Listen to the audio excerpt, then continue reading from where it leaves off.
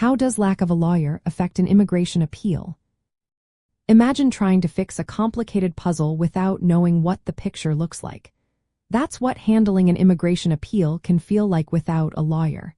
When a family member is going through this process, especially foreign married sons and daughters of U.S. citizens, not having legal help can make things much more difficult.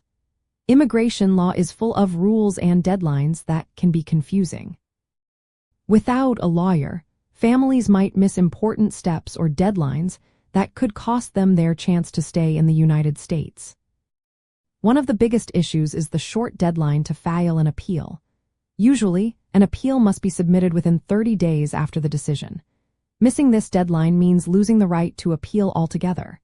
Without a lawyer, families might not know about this deadline or how to file the paperwork correctly. This can lead to mistakes or even rejection of the appeal.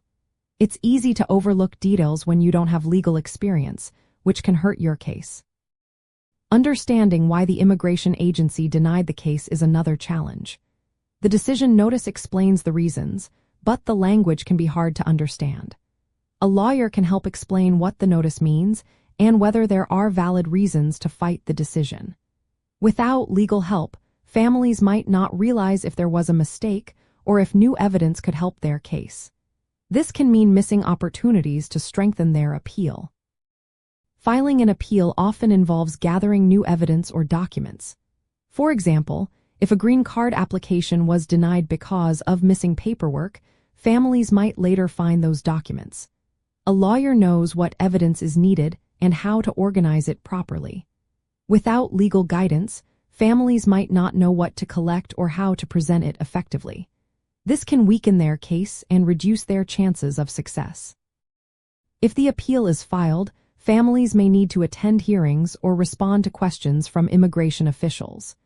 Preparing for these hearings can be tricky without a lawyer. They can help families practice what to say and how to respond to legal arguments from the government. Without this help, families might not communicate their case clearly, which can hurt their chances of winning. Even if the appeal is successful, there are more steps to take. Families might need to ask for a stay of removal or request to stay in the United States while the case continues.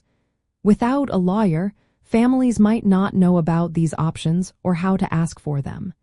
This can lead to unnecessary stress or even deportation if they don't act in time. Language barriers and limited access to information can make these challenges worse for Latino families, many relying on community resources or friends instead of legal professionals. While helpful, this is not the same as having a trained immigration lawyer.